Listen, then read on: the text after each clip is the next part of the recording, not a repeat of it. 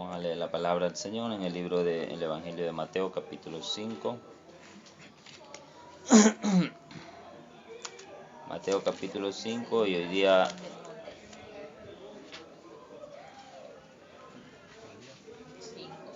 vamos a leer verso 33 en adelante.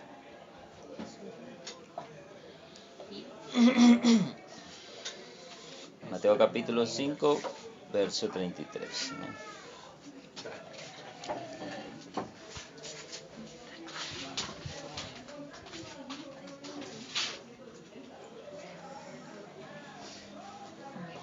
Ya tenemos, ahora veo cada vez menos Biblia. Vamos a leer Mateo capítulo 5, verso 33, y leemos la escritura. Dice la palabra del Señor: Además habéis oído que fue dicho a los antiguos: no perjurarás, sino cumplirás al Señor tus juramentos. Pero yo os digo, no juréis en ninguna manera, ni por el cielo, porque es el trono de Dios, ni por la tierra, porque es el estrado de sus pies, ni por Jerusalén, porque es la ciudad del gran rey, ni por tu cabeza jurarás, porque no puedes hacer blanco o negro un solo cabello. Pero sea vuestro hablar sí, sí, y no, no, porque lo que es más de esto, de mal procede. Amén. Bien, hoy día vamos a hablar en este tema que el Señor nos deja acerca de los juramentos. El tema principal que nosotros encontramos aquí no es acerca de cualquier tipo de juramento. Principalmente nosotros sabemos que las personas tenemos por costumbre jurar por un sinnúmero de cosas, ¿verdad? Pero el tema principal en este pasaje que el Señor hace es acerca de los juramentos que se le hacen a Dios. Claramente Él dice en el verso 23, al final dice: no perjurarás, sino cumplirás al Señor tus juramentos. O sea, de repente nosotros no nos demos cuenta, pero la verdad es que también las personas tienden mucho a jurarle a Dios cosas. A veces a causa de algún problema, de alguna necesidad, de alguna cosa que están pasando, de algo que quieren, o por diferentes razones terminamos jurando delante de Dios o haciendo algún tipo de promesa delante de Dios, y a veces no lo hacemos tan conscientemente, sino que lo hacemos de manera inconsciente, y terminamos no cumpliendo esos juramentos. Entonces, el punto principal que Jesús se va a referir en este pasaje acerca de esos juramentos o promesas que en ocasiones le hacemos a Dios, ya sea en nuestro interior, o ya sea que los expresemos afuera, o ya sea que tengamos testigos, o que sea por alguna necesidad. Pero la verdad es que si nosotros nos examinamos, nos vamos a dar cuenta que siempre le estamos haciendo promesas a Dios de algún tipo, ¿ya? El pasaje de Jesús comienza con la misma frase con la que hemos visto en los últimos pasajes, ¿no es cierto? Nos estamos dando cuenta que Jesús está sacando a la luz el verdadero concepto de la palabra y de la ley de Dios. Como hemos hablado en otras ocasiones, uno de los problemas más grandes del ser humano es mal entender los mandamientos de Dios, es mal entender, es mal entender la palabra de Dios. Y antes de continuar con el tema, yo necesito dejar esto en claro. ¿Por qué el ser humano mal entiende la palabra de Dios? ¿Por qué mal comprende la palabra de Dios?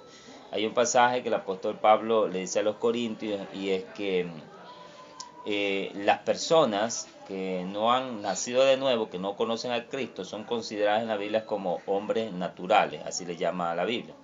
Para el Señor, o para la Biblia, después de Jesucristo, solamente hay dos tipos de personas: el hombre natural y el hombre espiritual. El hombre espiritual es aquel que está en Cristo, que está lleno del Espíritu Santo, que se deja guiar por lo que está escrito en la palabra y por la revelación del Espíritu. El hombre natural es aquel que no le ha conocido a Dios, ¿no es cierto? O sea, aún vive en su propia naturaleza. Entonces, la Biblia dice que la palabra del Señor es espiritual, que todas las cosas que se refieren a Dios son espirituales. De manera que para poder percibir todo lo que es de Dios se necesita obligadamente ser espiritual. Entonces dice la Escritura, el hombre natural no percibe las cosas de Dios porque no puede, no tiene esa capacidad. Se necesita una capacidad, un don que Dios le da a las personas cuando vienen a Cristo. De alguna forma, la Biblia nos deja revelar que es como que si lo que está escrito estaría sellado a nuestros ojos y no podemos ver la verdad así a simple vista. Mas cuando somos creyentes ahora podemos verla, ¿sabe por qué? O podemos entenderla un poco mejor, porque tenemos una promesa que antes no teníamos, y es la promesa del Espíritu Santo. Jesús dijo en 2 ocasiones a los discípulos, en Juan 14, en Juan 16, que cuando venga el Espíritu Santo, Él nos enseñaría todas las cosas. Además dijo que nos recordaría todas las cosas. O sea, cuando nosotros entendemos algo de la Biblia, o cuando nos acordamos algo, o algún versículo viene a nuestra mente, todo es gracias al Espíritu Santo. No es a nuestra capacidad física, mental, ni que somos los más inteligentes. Todo es porque el Espíritu Santo lo permite, porque Él lo hace dentro de nosotros. Eso es lo que nos hace hombres espirituales. Y más todavía cuando obedecemos a esa revelación, a esa verdad que estamos viendo.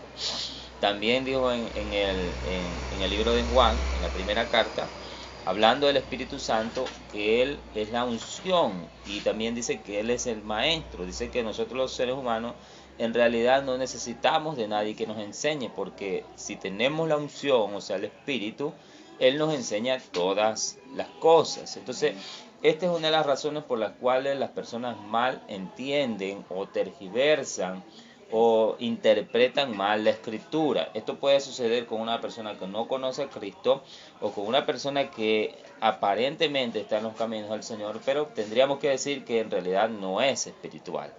Ya por sus facciones exteriores, cualquiera podría decir es creyente, pero en su interior no lo es. Entonces termina malentendiendo las Escrituras, malinterpretando, y esa es una de las razones por las cuales dentro de la misma religión hay un sinnúmero de sectas y un sinnúmero de grupos y un sinnúmero de divisiones, porque esos son personas que interpretaron la palabra a su conveniencia o como ellos creyeron y se apartaron de los demás, ¿no es cierto?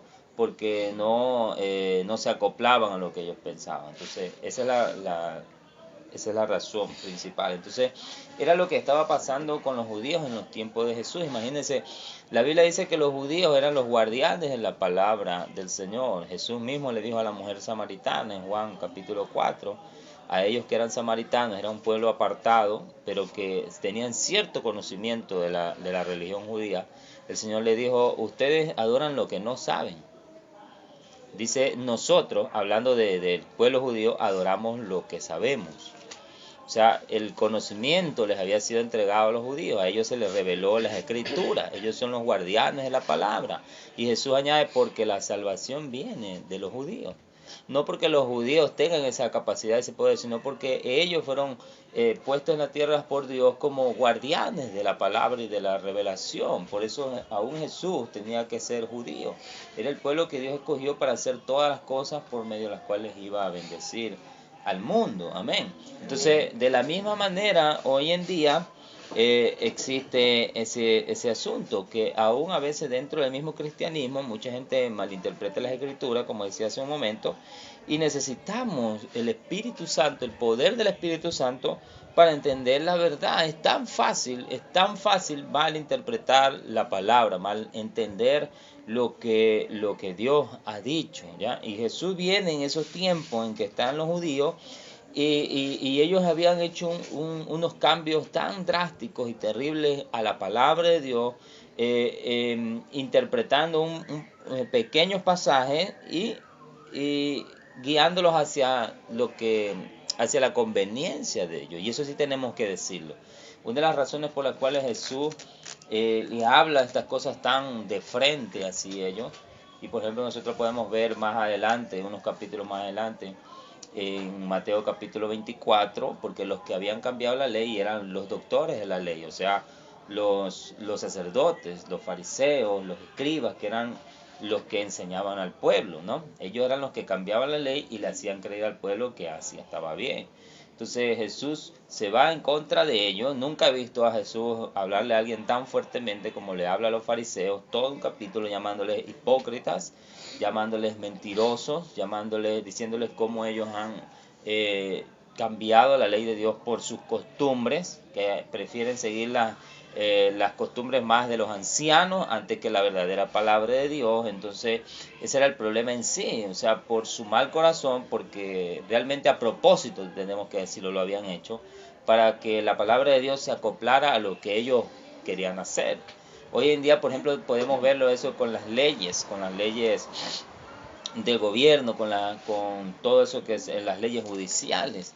Nosotros, aunque no tengamos mucho conocimiento de eso, pero sabemos y entendemos que en cuestiones judiciales, por ejemplo, tendríamos que decir los abogados y los jueces, siempre están, ¿cómo dice?, interpretando las leyes a su favor, a su conveniencia, y las tuercen según cómo necesitan. Eso es algo que se ha visto en nuestros tiempos, ¿no es cierto? Siempre se exige, siempre se pide que se respete la ley tal y como está escrita, pero por una palabra que no está bien escrita, por alguna coma, por alguna cosa, es tan fácil para ellos hacer lo que les da la gana con las leyes. Entonces lo mismo estaba ocurriendo, lo mismo estaban haciendo los sacerdotes, los escribas, cogían la ley de Dios y la torcían a su favor cada vez que ellos necesitaban, y así le enseñaban al pueblo. Entonces habían cambiado tanto la palabra de Dios que ya se podría decir que ya nadie conocía la palabra de Dios exactamente como era en el principio. Ya todo el mundo sabía lo que los ancianos habían enseñado, pero el verdadero mandamiento ya no lo respetaban. Entonces Jesús tuvo que venir para cambiar algunas cosas. Yo creo que ya hemos visto como 5, y creo que todavía faltan 2 o 3, donde Jesús comienza con ese prefacio de: habéis oído que fue dicho, pero yo os digo. ¿No es cierto?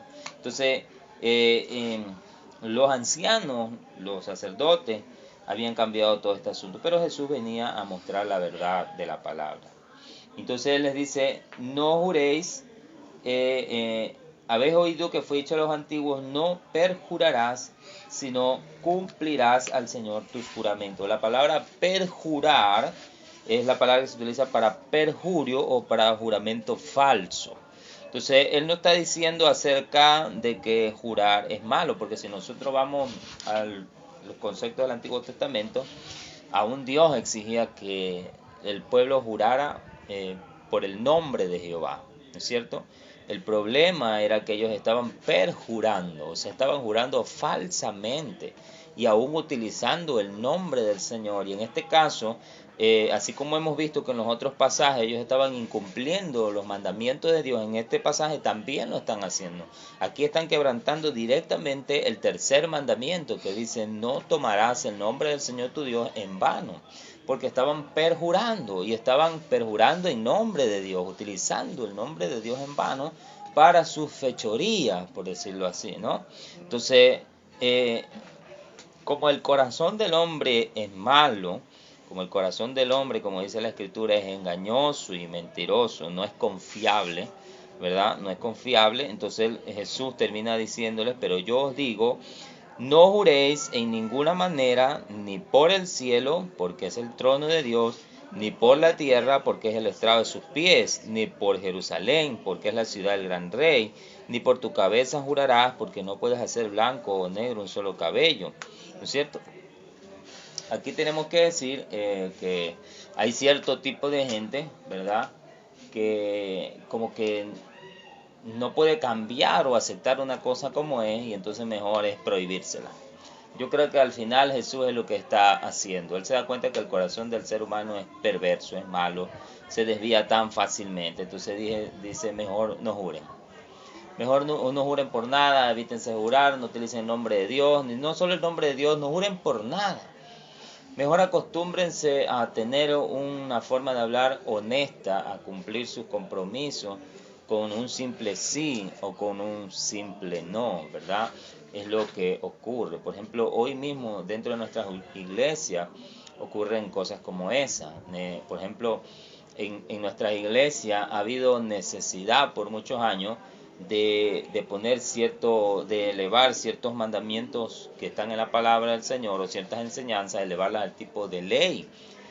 De ley porque ciertos hermanos no saben conducirse. Entonces muchos pastores han hecho esto y yo no creo tampoco que esté bien porque malinterpretamos lo que es la gracia de Dios, pero he visto en algunas iglesias que los pastores casi les ponen reglamento a los hermanos y entonces muchos hermanos se han mal acostumbrado a que cada que quieren hacer algo van donde el pastor a preguntarle primero si esto es pecado o no, porque siempre andan con esa duda de que si lo pueden hacer o no lo pueden hacer, entonces están yendo constantemente donde el pastor y esto se puede hacer, y esto es pecado, y esto no. Entonces, yo tengo que añadir, por ejemplo, un ejemplo. Una vez un joven se me acercó y me dice, me hizo dos preguntas. Por ejemplo, me preguntó que si era pecado jugar pelota, y la otra pregunta me preguntó si era pecado fumar. Entonces, si usted quiere contestar sanamente con la Biblia, se va a dar cuenta que la Biblia no habla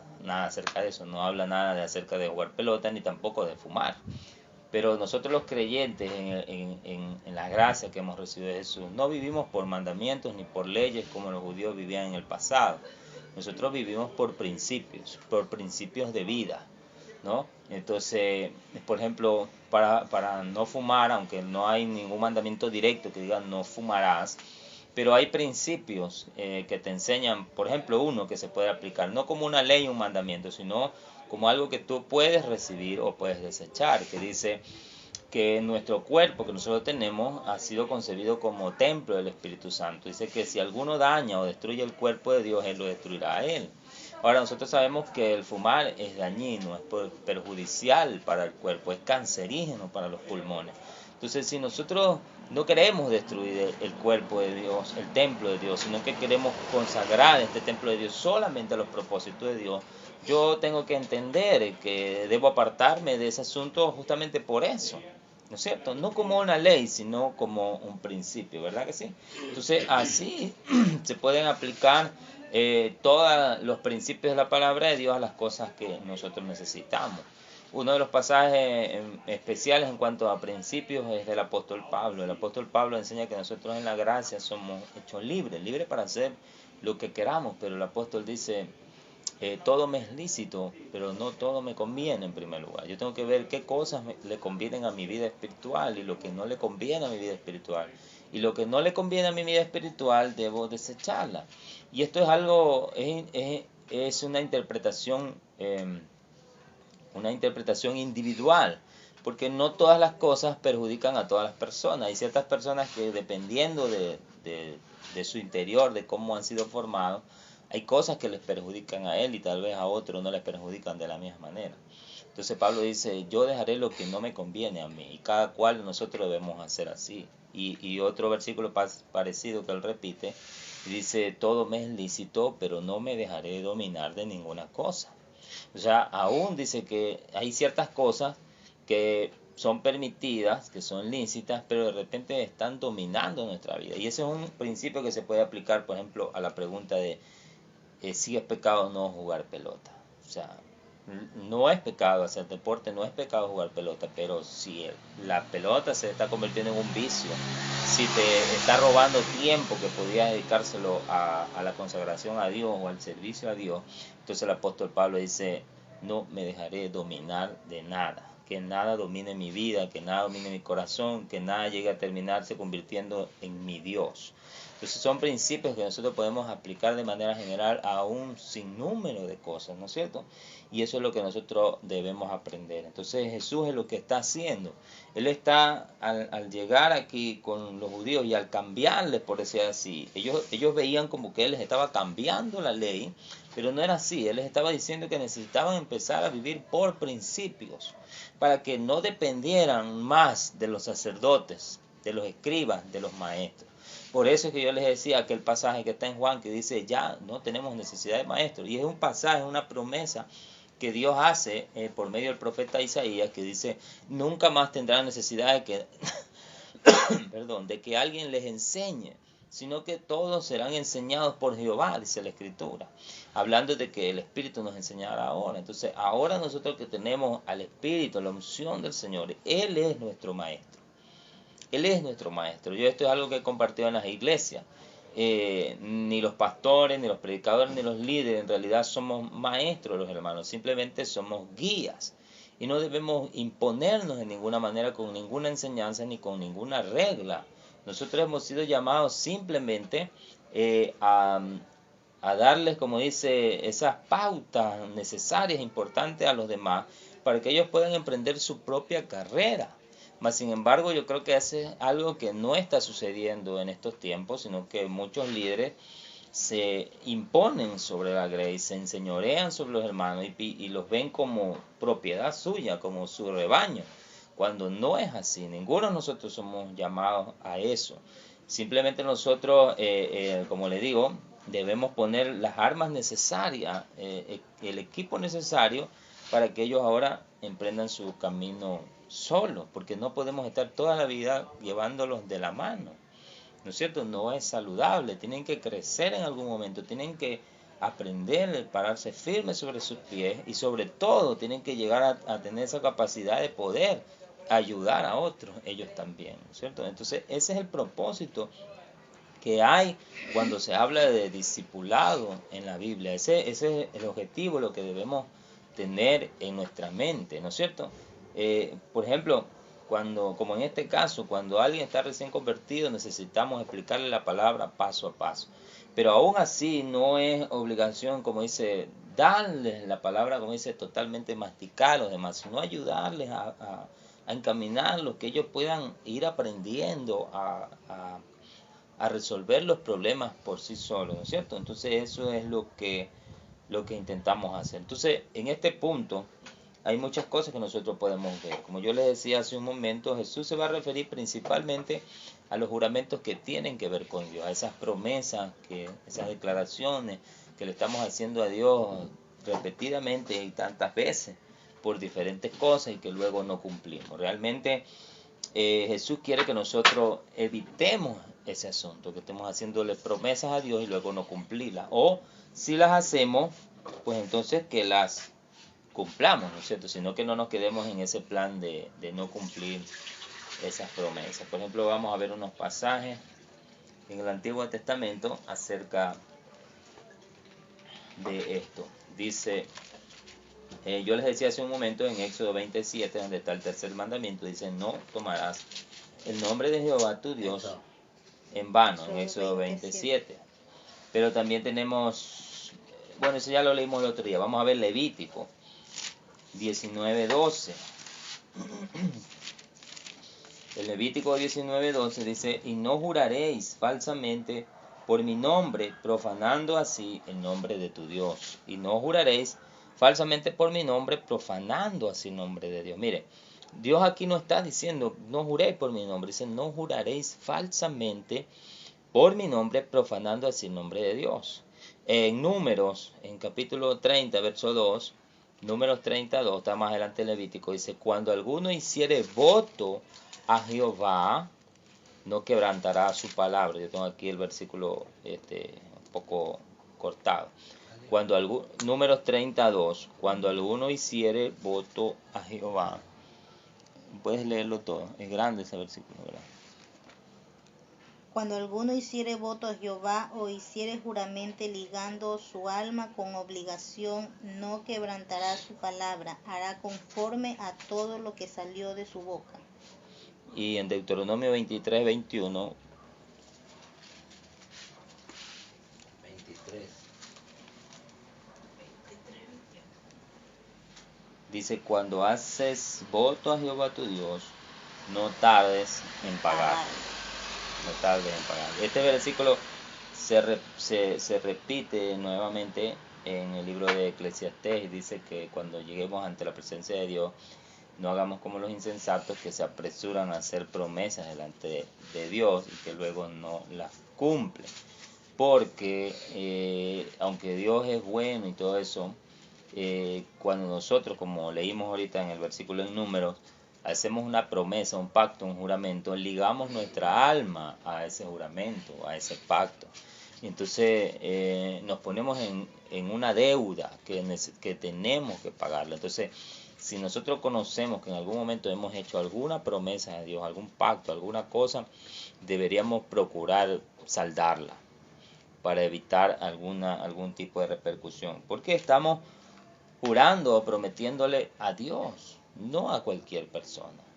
Es el ser más importante de todo el universo, es nuestro Dios, es nuestro Padre Celestial, ¿no? Entonces necesitamos ponernos a cuenta en cuanto a ese asunto.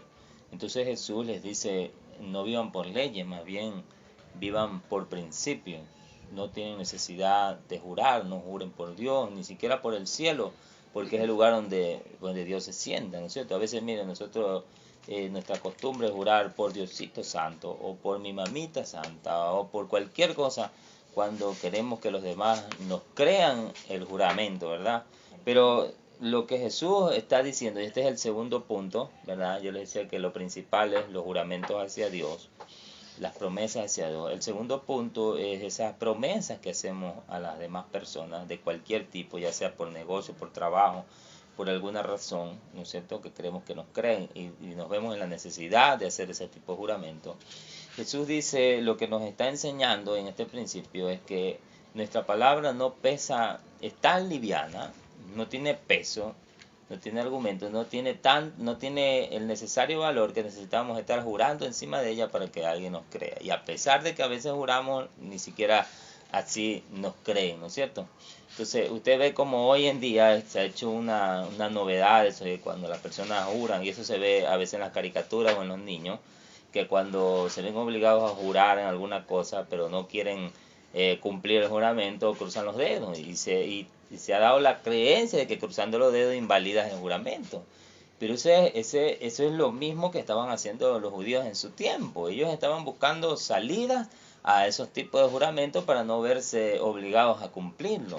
Y es lo mismo que nosotros hacemos. Entonces Jesús dice, es como que nos dijera, Dios está viendo los cielos y lo que estamos haciendo es deshonesto. Y eso no debe ocurrir, peor en nosotros que somos creyentes. Entonces Jesús dice que necesitamos acostumbrarnos a que nuestra palabra valga, que tenga valor, de tal manera de que no tengamos necesidad de jurar, ni hacer promesas, ni añadirle nada, sino que cuando nosotros digamos sí, que las personas sepan que ese sí vale, y que cuando digamos no, pues también así mismo sepan que ese no tiene peso, ¿no es cierto? Que nuestra palabra valga en verdad, que tenga valor. Eso es al punto en donde Jesús nos quiere llevar, ¿verdad? Entonces, esos son los dos aspectos en cuanto al juramento. No debemos andar jurando por nada. Preferiblemente Jesús dice, evitemos jurar, que tu hablar sea sí, y ese sí sea suficiente. O en el otro caso, que sea no, y ese no sea suficiente. Yo he compartido en algunas ocasiones en la iglesia en cuanto a esto, y por ejemplo a veces nos damos cuenta que a veces la gente nos quiere comprometer alguna cosa y nosotros no queremos, y no queremos decir sí, pero tampoco queremos decir no, y entonces nos podemos decir tal vez, déjame ver, y entonces incurrimos en el mismo asunto, ¿verdad? Entonces necesitamos tratar de evitar esos dilemas y tratar de dar un sí claro o un no claro, para que todo, más que todo por nosotros, porque si nosotros seguimos con esa costumbre, nunca vamos a llegar a acostumbrarnos a dar un sí de peso o un no de peso. Eso es lo que Jesús quiere que nosotros hagamos, ¿no es cierto? Honrar la palabra.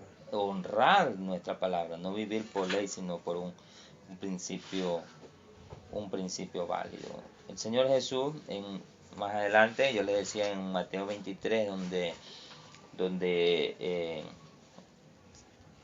se va contra los fariseos, en el verso 16 al 22, vuelve a hablarles acerca de esto, porque como yo les decía, ellos son los que han enseñado mal al pueblo. Entonces justamente aquí, en Mateo 23, 16, le dice, ahí es donde ellos les llaman guías ciegos. Y ya Jesús había dicho que un guía ciego no puede guiar a otra persona porque caerán al mismo hoyo, todos dos. Y entonces ellos que son los maestros de la ley, los doctores de la ley, los sacerdotes, los que interpretan la ley, a ellos Jesús les llama guías ciegos o maestros ciegos. Dice que decís o que enseñás, si alguno jura por el templo no es nada, pero si alguno jura por el oro del templo queda como deudor. Y le dice, insensato y ciego, porque ¿cuál es mayor, el oro o el templo que contiene y santifica el oro? Le dice, también decís, si alguno jura por el altar no es nada, pero si alguno jura por la ofrenda que está sobre el altar es deudor. ¿Qué es mayor? Dice, la ofrenda o el altar que contiene y que santifica la ofrenda. Pues el que jura por el altar, jura por él y por todo lo que está sobre él. Y el que jura por el templo, jura por él y por todo lo que lo habita. De la misma forma, el que jura por el cielo, jura por el trono de Dios y por aquel que está sentado en él, porque está en el cielo. Entonces les llama ciegos y guía ciego y necio, y usa palabras fuertes contra ellos. Siempre Jesús utilizó palabras más fuertes contra los maestros, no contra el pueblo y el populacho, sino contra los maestros con los que los guiaban y les enseñaban mal, ¿verdad?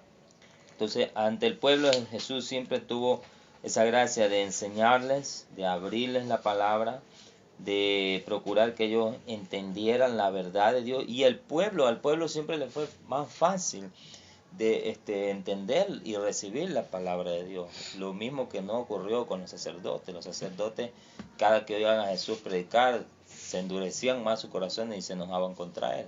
Mas sin embargo el pueblo recibía la palabra con gozo y decían, ¿quién es este? Dice, porque no predica como los maestros.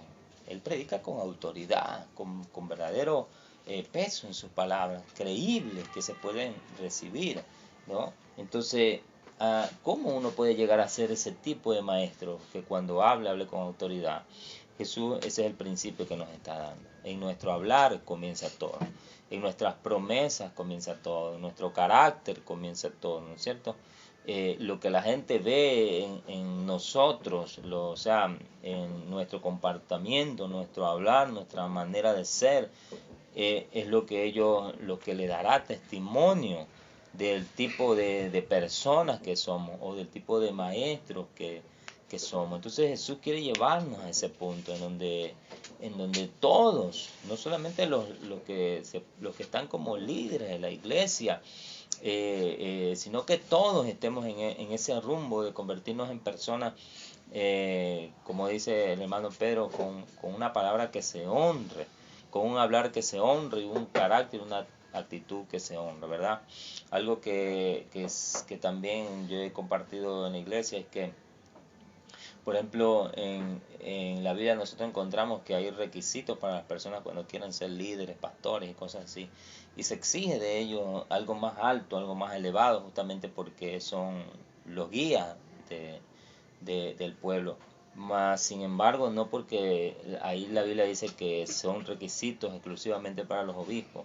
Eso no quiere decir que toda la iglesia debería también caminar en el mismo rumbo. O sea, todos los creyentes, toda la iglesia deberíamos procurar cumplir esos requisitos, porque si eso los prepara a ellos para servir a Dios, también debería prepararnos a nosotros, ¿no? Y no quedarnos con esa excusa de que, no, es que como yo no soy pastor, no, es que como yo no soy líder, yo simplemente soy un hermano de banca, nada más. Entonces, cuando nos quedamos con ese creer en nosotros, con esa actitud, así tan livianamente, eso mismo hace que después nos descuidemos y que nos deslicemos, y ya cuando nos damos cuenta estamos fallando, estamos pecando, ¿no es cierto? Debemos siempre ansiar niveles más altos de perfección, no quedarnos ahí debajo con el montón, porque lamentablemente, y esto tengo que decirlo, esto ocurre. A la gente se le hace más fácil quedarse con el montón abajo, donde todos señalan a todos y menos a sí mismo, ¿no? Entonces, preferible es mirar aspirar hacia algo más grande, hacia un camino perfecto, ¿no es cierto? A servir a Dios. Hay algo que, por ejemplo, hace algunos días se me pasó por la mente y en algún momento dije, los voy a compartir con ustedes porque esto es necesario que ustedes lo sepan. Alguna vez dijo un predicador, en cuanto a muchos hermanos que tienen la costumbre a veces de andar de iglesia en iglesia hasta buscar una iglesia que ellos la consideren buena. El predicador dijo, no existe una iglesia perfecta. Si nos vamos a poner a buscar una iglesia perfecta, nos va a tomar la vida y no la vamos a encontrar nunca. Toda iglesia siempre tendrá sus fallas, sus errores, momentos buenos y momentos malos.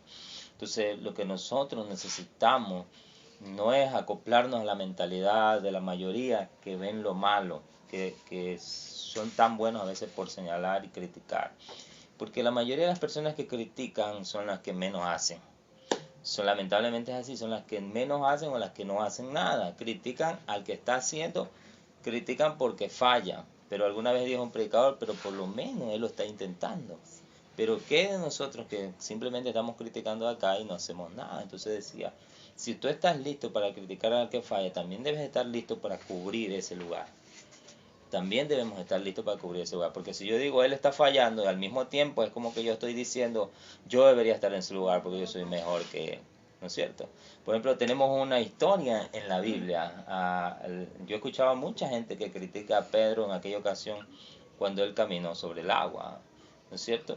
Dice que los discípulos iban en un bote, 3 de la mañana, 4 de la mañana, cuando estaba oscuro y había una cierta tormenta. Dice que Jesús, y que justamente ese pasaje está ahí, y Jesús viene de repente caminando sobre las aguas. Eso no era de día, eso eran las 4 de la mañana, la oscuridad estaba, porque ellos dicen que cuando lo vieron creyeron que era un fantasma que venía ante ellos, pero luego se dieron cuenta que era Jesús y les habló. Y entonces cuando Pedro escuchó la voz de Jesús, todavía no lo había visto, pero escuchó la voz y le dijo, maestro, si eres tú, ahí está la duda de que si no sabían que era él.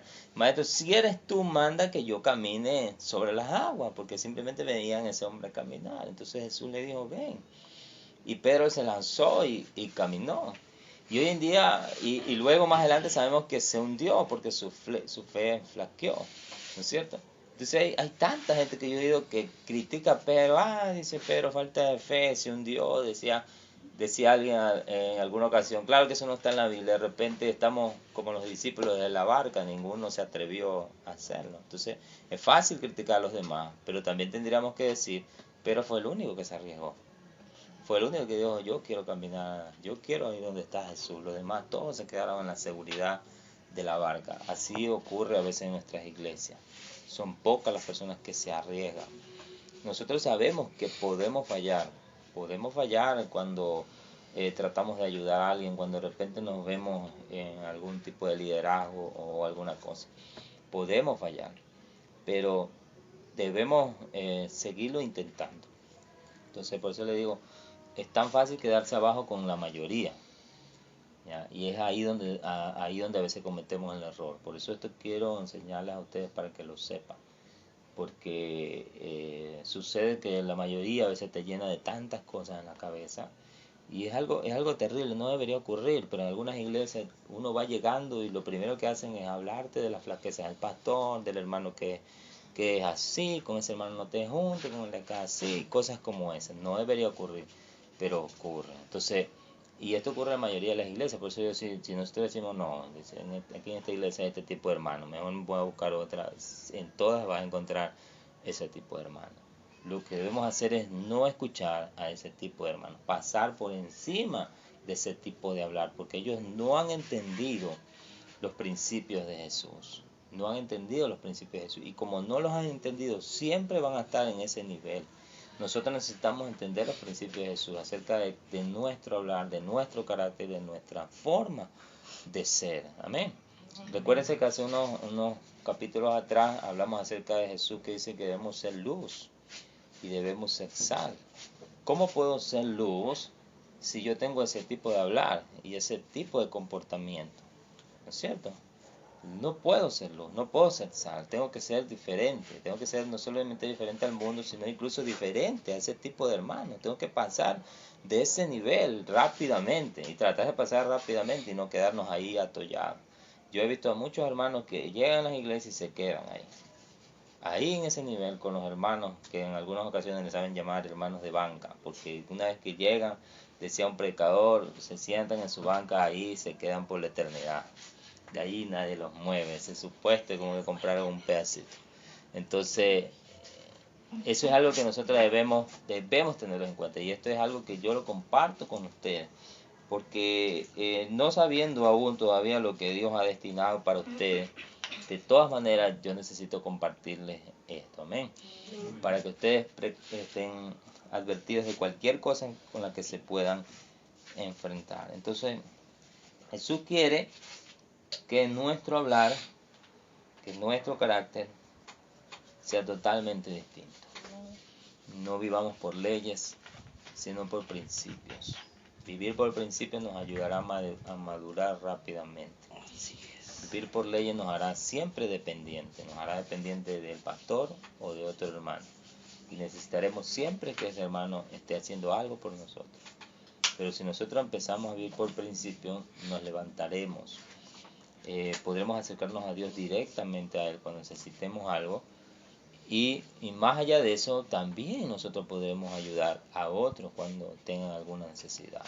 Entonces, ese es el punto al que yo quisiera que ustedes pudieran recibir en esta noche. Amén. Entonces Jesús les dice, como leímos hace un momento, además habéis oído que fue dicho a los antiguos, no perjurarás, sino cumplirás al Señor tu juramento. Pero yo os digo, no juréis de ninguna manera, ni por el cielo, porque es el trono de Dios, ni por la tierra, porque es el estrado de sus pies, ni por Jerusalén, porque es la ciudad del gran rey, ni por tu cabeza jurarás, porque no puedes hacer blanco o negro un solo cabello. Pero sea vuestro hablar sí, sí, no, no, porque lo que es más de esto, del mal procede. Amén. Del mal procede. Dios sea el Señor. Entonces, quiero hablar algo más de lo que sigue. Aquí hay otro pasaje pequeño. En el verso 38 dice, oíste que fue dicho ojo por ojo y diente por diente. Pero yo os digo, no resistáis al que es malo, antes a cualquiera que te hiera en la mejilla derecha, vuélvele también la otra. Y al que quiera ponerte a pleito y quitarte la túnica, déjale también la capa. Y a cualquiera que te obligue a llevar carga por 1 milla, ve con él 2. Al que te pida, dale. Al que quiera tomar de ti prestado, no se lo rehuses. Amén. Yo creo que este es uno de los dichos más conocidos entre la gente, el ojo por ojo y el diente por diente. No sé si ustedes se acuerdan, hace unos pasajes atrás lo leímos en el libro de Éxodo, ¿verdad? Creo que fue en Éxodo 24, por ahí lo leímos. El libro de Éxodo.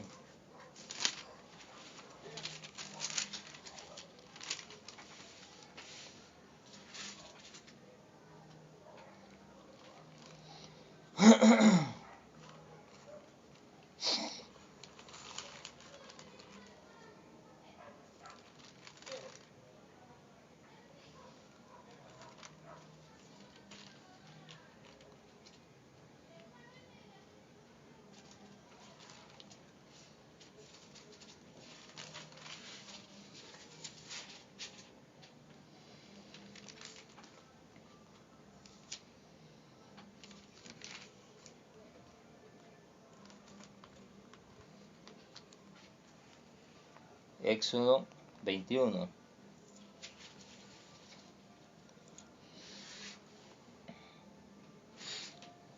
Aquí dice en el verso 24, el verso 23, dice, mas si hubiere muerte, entonces pagará vida por vida, ojo por ojo, diente por diente, mano por mano, pie por pie, quemadura por quemadura, herida por herida, golpe por golpe. Si alguien hiriere el ojo de su siervo, el ojo de su siervo, y lo dañare, le dará libertad por razón de su ojo. Bien, este era un mandamiento, este es un mandamiento, un principio directo que está en la palabra del Señor. Pero como decíamos hace un momento, el problema con los mandamientos era la interpretación que se le estaba dando. Como la mayoría de los mandamientos que Dios le da al pueblo, son mandamientos para justicia. Justicia, nosotros debemos entender por que siempre haya un equilibrio en la sociedad, ¿no es cierto? Que no se le dé a alguien siempre más y a otro menos, sino que todos tengan lo justo. y que cuando a alguien se le defraude o se le dañe en algo, también se le recompensa en lo justo, no en lo que uno quiera, ¿no? Entonces, mm, cuando uno lee a primera el mandamiento, dice desde el verso 23, si hubiere muerte, entonces pagarás vida por vida, y ojo por ojo, y diente por diente. Eso me dice a mí a primera vista que si alguien mata, debe pagar con su vida. Que si alguien hiere un ojo, se le debe herir el ojo. Eso es lo que está diciendo la Escritura. A primera vista, a simple vista. Mas no era así. Nosotros debemos interpretar el versículo en el contexto general de todo lo que se está diciendo.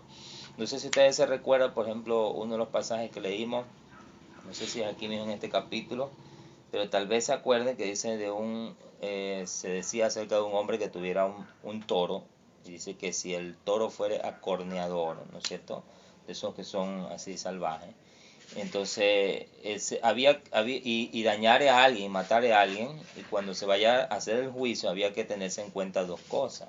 Una, si el dueño no sabía que el toro era así, entonces el dueño simplemente era juzgado con una multa. El toro era matado, pero él con una multa. Pero dice que si el dueño sabía el tipo de animal que tenía y aún así lo tenía suelto, entonces tanto el animal como él deberían morir, porque él se convertía en alguien culpable, ¿ya? En el culpable directo de la muerte de esa persona. Entonces no era simplemente que si mataba ya tenía que ser muerto. Por ejemplo, también leímos un pasaje de un hombre que dice que si de repente no fue por intención, pero mató a alguien, y en ese pasaje se añaden estas palabras, dice, y lo mató porque Dios lo puso en sus manos, porque Dios lo entregó en sus manos, porque tal vez Dios quería juzgar a esa persona para matarla.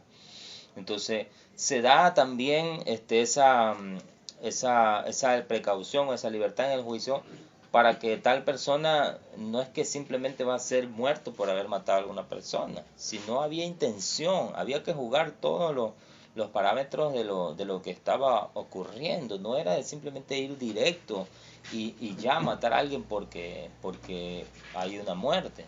Entonces, el mandamiento de pagarás vida por vida, ojo por ojo, diente por diente y mano por mano, se estaba tomando como un mandamiento de venganza, como una libertad a la venganza, y es lo que había ocurrido.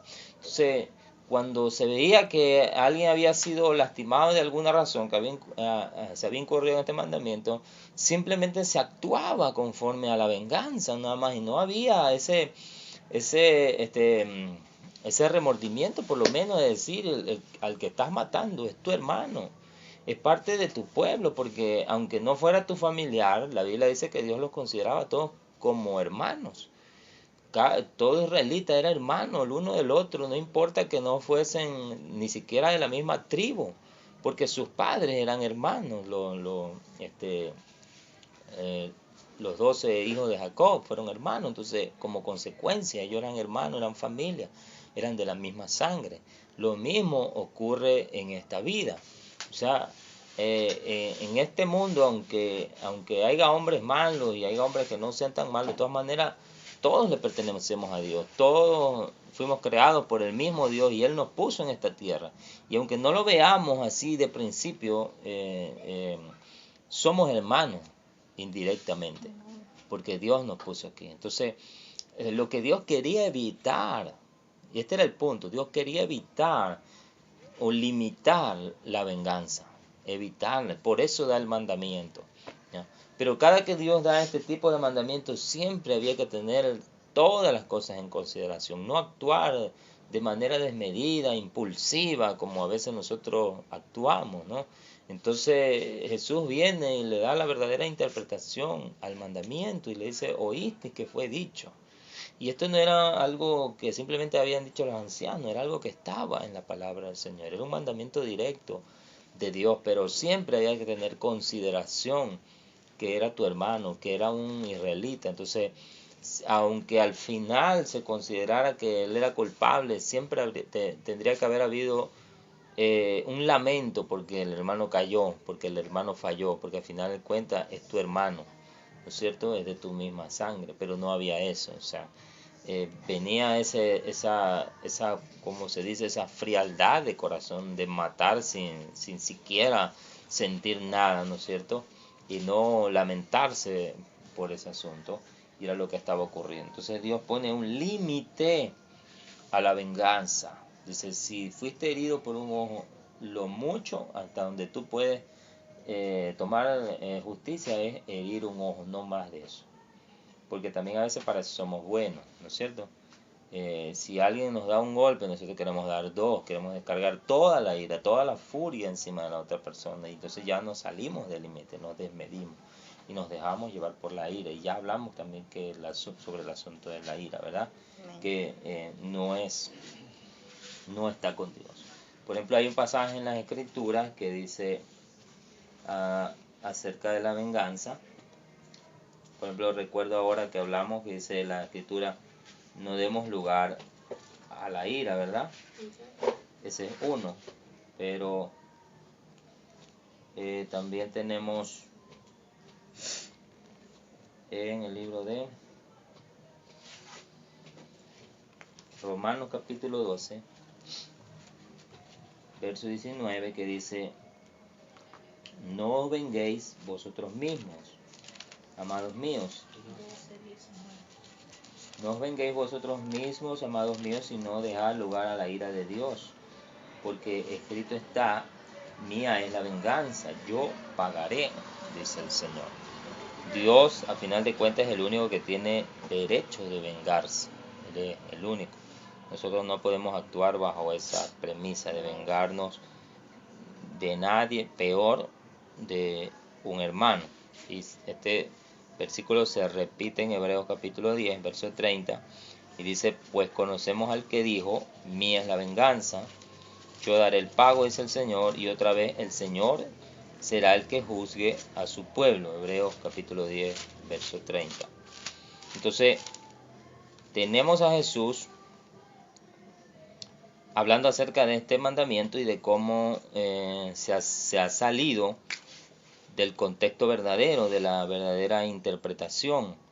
Los judíos, los maestros, como ya vimos, estaban mal interpretando y mal enseñando la palabra de Dios, ¿no es cierto? Entonces él dice en el verso 39 de Mateo 5, donde estamos leyendo, Jesús dice lo contrario, mejor hagamos lo contrario, pero más yo digo, no resistáis al que es malo, antes a cualquiera que te hiera en la mejilla derecha, devuélvele también la otra, y al que quiera ponerte a pleito y quitarte la túnica, déjale también la capa, y cualquiera que te obligue a llevar carga por una milla, ve con él dos. Al que te pida, dale, al que quiera tomar de ti prestado, no se lo rehuses. Jesús vuelca completamente el mandamiento de devolver el golpe. Ahora dice, más bien al que te dé golpe, esconde tu mano y ponle la otra mejilla para ver si te da el otro. Es realmente, la enseñanza de Jesús es realmente reveladora, ¿no es cierto? Entonces, al leer esto, ahora nosotros tenemos que interpretar algo. Por ejemplo, ahora esto se convierte para nosotros, en un mandamiento directo del Señor Jesús. Y al convertirse en un mandamiento directo, nosotros podemos apelar a un versículo que ya vimos anteriormente, cuando empezamos a leer esta serie del Sermón del Monte, y nosotros empezamos a leer las bienaventuranzas. Nosotros encontramos ahí unas promesas que el Señor Jesús dejó, que son en el capítulo 5, en el verso comenzando desde el verso 9. Yo creo que incluso todas las bienaventuranzas las podríamos aplicar. Por ejemplo, desde las 7 dice, bienaventurados los misericordiosos. ¿Quién es misericordioso sino aquel que tiene misericordia de su hermano, aunque sea malo? En el verso 8 también dice, bienaventurados los de limpio corazón, porque ellos verán a Dios. ¿Quién es de limpio corazón sino aquel que no guarda resentimiento, ni ira, ni venganza en su corazón, sino que dice, tal vez tuvo un mal día, no sé qué le pasó, ¿verdad? Verso 9 dice, bienaventurados los pacificadores, porque ellos serán llamados hijos de Dios. En vez de hacer que el asunto se haga más grande, dice, podríamos tener la capacidad de disminuirlo y de apagar el fuego, ¿verdad? Y el verso 10, yo les decía, ya que esto se convierte en un mandamiento directo del Señor, Y si por obedecer el mandamiento del Señor, más bien recibimos mayor daño, dice el Señor, bienaventurados los que padecen persecución por causa de la justicia, o sea, de hacer lo que es justo, porque de ellos es el reino de los cielos, hay una promesa. Y dice también, bienaventurados sois cuando por mi causa os vituperen y os persigan, o sea, vituperar quiere decir hablar mal o insultar y digan toda clase de mal contra vosotros, mintiendo. O sea, nosotros sabemos que es mentira, y a veces cuando alguien dice algo mal, nosotros sabemos que es mentira. ¿Cuál es la primera reacción que tenemos? No, este asunto yo tengo que aclararlo. No, llámame a fulano, sentémonos aquí, tenemos que aclararlo. No, lo que la Biblia nos enseña ahora es que nosotros debemos dejar ese asunto en las manos del Señor. Necesitamos dejarlo en las manos del Señor. Dice, por mi causa os vituperen y persigan y digan toda clase de mal contra vosotros, mintiendo. Yo alguna vez llegué a una conclusión, o el Señor me reveló esto. Entonces decía, si la persona que está hablando de ti está mintiendo, o sea, lo que está diciendo de ti es mentira, entonces yo no tengo por qué molestarme porque yo sé que es mentira, ¿verdad? Yo sé que no es verdad. Si yo soy una persona tranquila y estoy bien puesta, como dice, y tengo mi carácter tranquilo, no tengo por qué ofenderme porque yo sé que es mentira lo que está diciendo, yo sé que no es verdad. Y si por el contrario lo que la otra persona está diciendo de mí es cierto, entonces ¿qué voy a hacer? Si lo que está diciendo es verdad. Tampoco puedo levantarme contra ella y decir que sí, no, sí es verdad. Entonces lo que más bien yo debería hacer es quedarme frío, arrepentirme y cambiar de actitud, ¿verdad que sí? Entonces hay una salida pacífica para estos asuntos, pero esto los conocemos justamente cuando vemos los principios que Jesús nos comparte. Ahora, siempre hay ese impulso de protección que nosotros tenemos adentro que nos puede llevar a la venganza. Pero ese es lo que Jesús quiere que nosotros contengamos, el impulso. Porque ya leímos un pasaje que también dice, ¿de dónde es que nacen las guerras? Los pleitos, los celos, las envidias, de aquí adentro, de ese impulso que te hace reaccionar. Y nosotros sabemos que a veces esos impulsos rápidos que nos hacen reaccionar de manera rápida, a veces nos hacen cometer errores y después se me pasó la mano o se me pasó la lengua, una de dos, ¿verdad? Porque los impulsos, porque como dice alguien, con la cabeza caliente cometemos errores muy graves a veces, porque se ha visto de personas que han matado a otros por un impulso, o sea, por una reacción simplemente. Entonces, Jesús lo que quiere es que nosotros resistamos o contengamos el impulso en el momento que sentimos que empiezan a hacer ahí, sostenerlo por la palabra del Señor. Entonces Él dice, oíste que fue dicho, mas yo te digo, en el momento que sientas el golpe, devuelve la otra mejilla. Y de esa manera contenemos el impulso. No es que seamos tontos y no es que la Biblia nos mande a dejarnos humillar y a dejarnos maltratar por las demás personas. Es el impulso que está dentro que Jesús quiere que nosotros aprendamos a resistirlo. Jesús es nuestro maestro y nosotros podemos ver cómo la Escritura habla de él. Dice que cuando él fue golpeado, abofeteado, insultado, dice la Escritura, y esta es una frase muy conocida, no abrió su boca, no profirió insulto, no se permitió reaccionar de mala manera ante aquellas cosas, ¿no? Es más, por ejemplo, hay un pasaje muy bonito y es cuando él está frente a Pilato. Y Pilato, siendo un hombre de gran autoridad, le dice, tú no dices nada, te quedas con la boca callada. Dice, tú no sabes que yo tengo el poder para quitarte la vida. Y entonces, una de las pocas veces en las que Jesús abre la boca, le dice, tú no tendrías autoridad sobre mí si no te hubiese sido dada de arriba. Es como lo que hablábamos el otro día. Cuando nuestro momento no ha llegado, no ha llegado. Y no importa lo que alguna persona pretenda hacernos. Si nuestro momento no ha llegado, no puede recibir autoridad de Dios para hacernos nada. Cuando nuestro momento haya llegado, pues la persona que Dios utilice de repente es un decir para quitarnos la vida, será porque Dios le dio esa autoridad para hacerlo porque el momento llegó. Mientras tanto, no ha llegado. Entonces nosotros podemos estar tranquilos. Jesús estaba tranquilo y confiado. Y él sabía que por manos de Pilato iba a morir. Pero él le dijo claramente, tú no tendrías autoridad sobre mí si no se te hubiese dado desde arriba de los cielos. O sea, es mi Padre el que te permite hacer esto, no tú, ni los demás, ni los golpes, ni nada. Entonces, es tan famosa esa frase, como le digo, que dice en la Biblia, mas él no abrió su boca. Y se mantuvo sereno, se mantuvo tranquilo.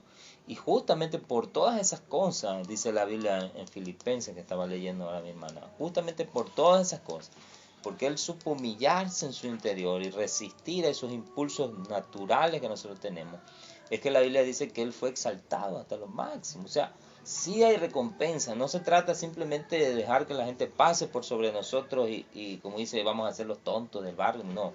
Hay recompensa, pero nosotros necesitamos ver en una recompensa mayor a simplemente recibir la alabanza de la gente. La Biblia nos pide que nosotros pongamos nuestros ojos en la recompensa celestial. Es ahí donde la recompensa será grande y abundante. Jesús lo hizo así, y yo quiero leer ese libro, ese pasaje que está en Filipenses, que leímos hace un momento. En Filipenses capítulo 2.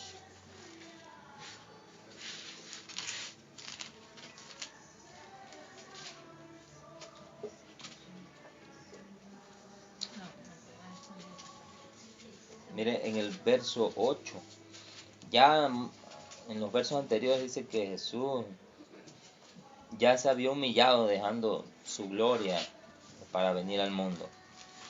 Se había despojado de todo lo que él tenía, pero en el verso 8 recalca y dice, y estando ya en la condición de hombre, siendo hombre, se humilló a sí mismo haciéndose obediente. ¿Obediente a qué? Obediente a la palabra de Dios, obediente a los mandamientos que a él se le había dado. De la misma manera ahora nosotros que recibimos estos mandamientos, necesitamos ser obedientes, no por la gente, sino por nosotros y por Cristo que nos está mirando. Dice, haciéndose obediente hasta la muerte y muerte de cruz. ¿Por qué él se hizo obediente a los mandamientos de Dios? Porque más adelante vamos a ver que de Dios recibió la recompensa.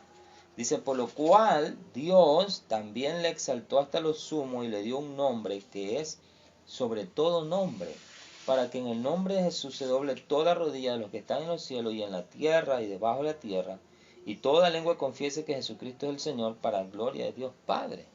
De la misma manera, el apóstol Pedro va a decir más adelante en sus cartas que todo aquel que se enorgullece, que se gloría, dice que será aplastado por la mano de Dios, será humillado. Pero todo aquel que se humilla, que se mantiene humilde delante de Dios, será exaltado, será levantado, será reconocido.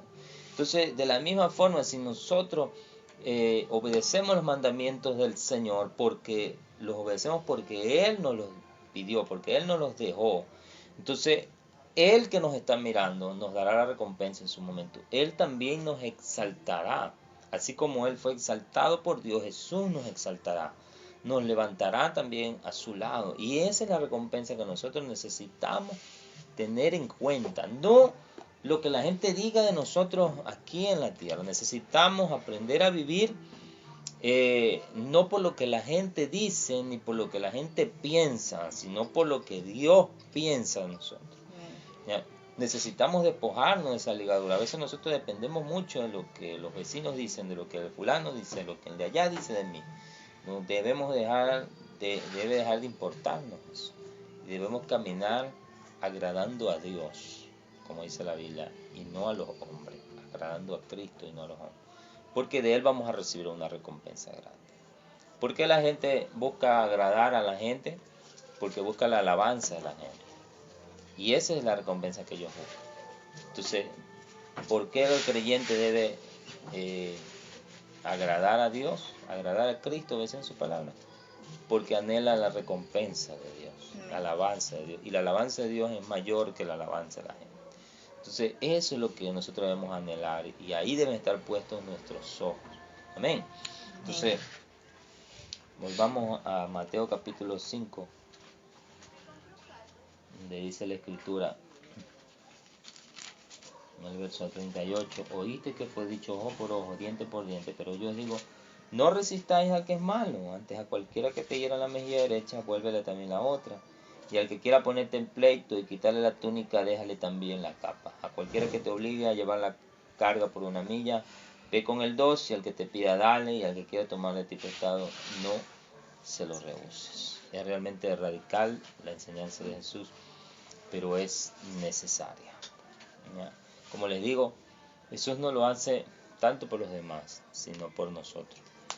Yo creo, y si ustedes se ponen a analizar lo que Jesús enseña, es una especie de autodisciplina para nuestro espíritu, porque si hay algo que los seres humanos no tienen es autodisciplina espiritual. Como yo les decía, nos dejamos llevar por los impulsos así, de manera rápida. Entonces necesitamos una autodisciplina y es lo que Cristo le está ofreciendo a los discípulos. Necesitan una autodisciplina, entonces esto es lo que tienen que hacer. Necesitamos una autodisciplina para todo nuestro ser. Necesitamos contener nuestra mente, lo que pensamos. El apóstol Pablo habla a los corintios y le dice que es necesario que nosotros tomemos todo argumento altivo que se levanta en contra del conocimiento de Cristo. O sea, es toda idea, todo pensamiento que cruza por nuestra mente y que quiere rebelarse o apartarse de Dios. Dice, tomen esos argumentos, esos pensamientos y llévenlos cautivos a la cruz de Cristo por medio de la palabra. No permitan que ninguna parte de su ser se rebele en contra de Dios. No permitamos que el corazón se rebele cuando vienen los impulsos de los que hemos hablado, el dolor, la amargura, el resentimiento, el celo, la envidia, cualquier cosa de esas que quiere aparecer, necesitamos contenerla en el instante, apagar ese fuego. Hablamos del otro día hemos hablado también acerca de las palabras, de lo que decimos y todas esas cosas, ¿no es cierto? Y también la Biblia habla acerca de debemos contener, por ejemplo el libro de Santiago habla acerca de la lengua y él dice que si un hombre es capaz de refrenar su lengua, de no hablar mal de nadie, de no hablar a expensas de otro, entonces dice ese hombre puede llegar a ser un hombre perfecto, si es capaz de refrenar su lengua, pero él también reconoce que esa es una de las debilidades más grandes del ser humano, que es tan fácil para nosotros empezar a hablar de las demás personas y necesitamos contener eso, necesitamos contenernos a nosotros mismos, ¿ya? Porque de esa manera estamos agradando a Dios, estamos agradando a Cristo. Necesitamos permitir que el Señor haga de nosotros una nueva persona, una nueva criatura. Y cuando hablamos de nueva criatura hablamos de algo totalmente diferente a lo que fuimos en el pasado, ¿ya? Como leímos la otra vez un pasaje, basta ya. O sea, hasta este día fuimos así. Hasta este día hicimos esto, pensamos de esta manera, hablamos de esta manera, actuamos de esta manera, basta ya. De ahora en adelante, en Cristo, dejémonos moldear por la palabra de Dios. Permitamos que la palabra de Dios sea la que nos enseñe, sea nuestro maestro. Y así nosotros vamos a encontrar la recompensa que Dios quiere darnos, porque Dios quiere darnos una recompensa, como ya les he dicho. Pero esa recompensa la recibiremos en la gloria cuando estemos frente a Jesús. Y Él diga de nosotros de repente, bien hecho, buen siervo fiel, entra al gozo de tu Señor. O tal vez nos diga, mal hecho, siervo malo, no podrás entrar al gozo de tu Señor. Entonces no podemos confiarnos, necesitamos dejar moldearnos. Aun cuando nosotros pensemos que ya somos perfectos delante de Dios, todavía necesitamos moldear mucho de nuestro carácter, mucho de nuestra actitud, mucho de lo que somos. Hay tanto que necesitamos dejar moldear en las manos de Jesús. Entonces, como cantaban antes las hermanas acerca de que somos el barro en las manos del Señor y le pedimos a Dios que nos moldee, que nos cambie, que nos transforme.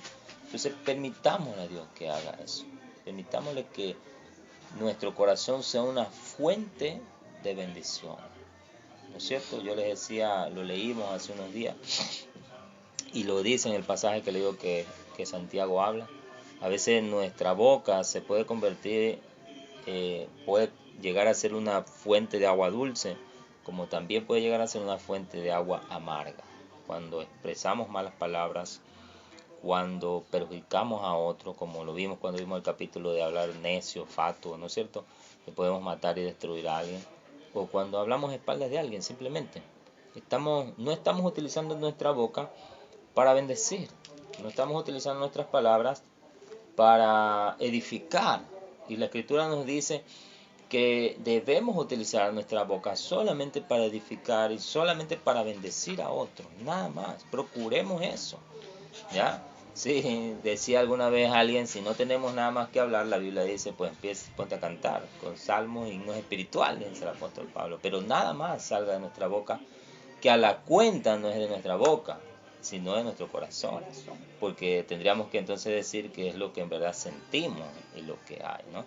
Es de nuestro corazón. Entonces, que no sea una fuente de agua amarga, sino que sea una fuente de agua dulce. Que cada palabra que salga sea para bendecir, sea para edificar, sea para ayudar a otros, sea para aconsejar a otros, para darle la mano y levantarlo. Entonces empecemos a hablar de esa manera. Yo recuerdo hace mucho tiempo en una predicación escuché que si nosotros somos hijos del reino hay muchas cosas que debemos tener, pero una de las cosas principales es que debemos tener el lenguaje del reino, y esto yo lo interpreto de esta manera, ¿no es cierto? No podemos hablar como hablan los demás, ni expresarse como los demás expresan. Necesitamos tener el lenguaje del reino. ¿Y cuál es el lenguaje del reino? Necesitamos bendecir antes que maldecir. Si vemos a alguien en malos pasos, no hablemos de lo malo que está haciendo. Profeticemos sobre esa persona, mejor dicho, como a veces se nos ha enseñado en la iglesia, ¿no? Profeticemos sobre esa persona, digamos sobre esa persona algo que aún no es, algo que aún no vemos, pero de repente que queremos ver. Como a veces es costumbre en la cristiandad, los padres, algunos padres profetizan sobre sus hijos, y aunque los ven en mal estado, borrachos, no, mijo, tú vas a ser un gran predicador, o tú vas a ser un gran evangelista, vas a ser un gran hombre, a pesar de que en ese momento no lo son, ¿verdad? Entonces yo creo que es una actitud más correcta para bendecir y ayudar a otros. Entonces, no devolvamos mal por mal, eso es lo que la Biblia nos está enseñando, no devolvamos mal por mal. El apóstol Pablo va a decir más adelante, mejor devolvamos el mal haciendo el bien, ¿ya? Dándole a la persona algo inesperado. Eso es lo que a final de cuentas Jesús le dice, ¿no? Porque el que te golpea, de repente espera que tú reacciones con un golpe. Pero al virar la otra mejilla, en vez de darle un golpe, entonces reaccionas de una manera inesperada.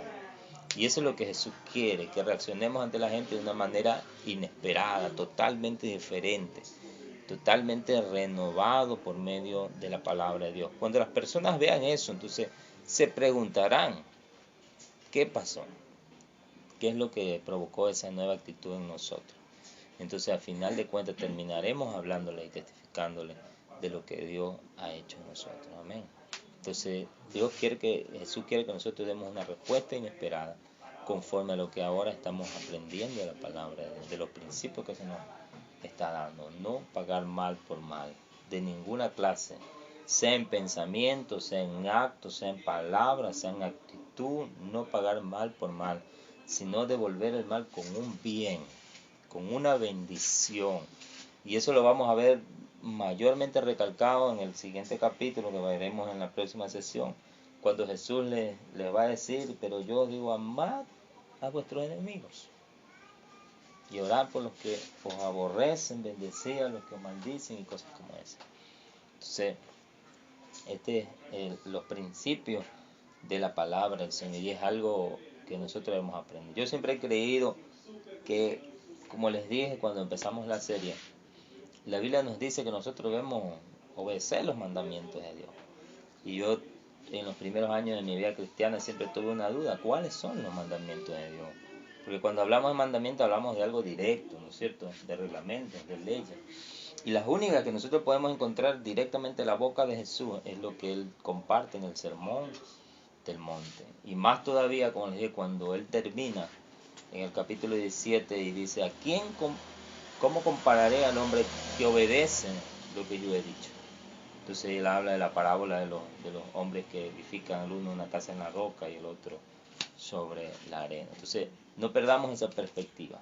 Mientras nosotros vamos obedeciendo la palabra de Dios, estamos edificando una casa sobre la roca.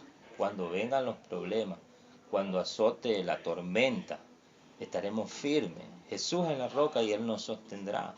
Pero mientras no estemos caminando en lo que la palabra dice, estaremos edificando una casa sobre la arena. Cuando sople el viento, la tormenta y venga el mar, entonces no estaremos en la roca. No podremos ser exaltados por Jesús, porque no estamos obedeciendo su palabra. Amén. Entonces, bien, hasta aquí vamos a dejar este pasaje y luego terminaremos el capítulo 5 en la próxima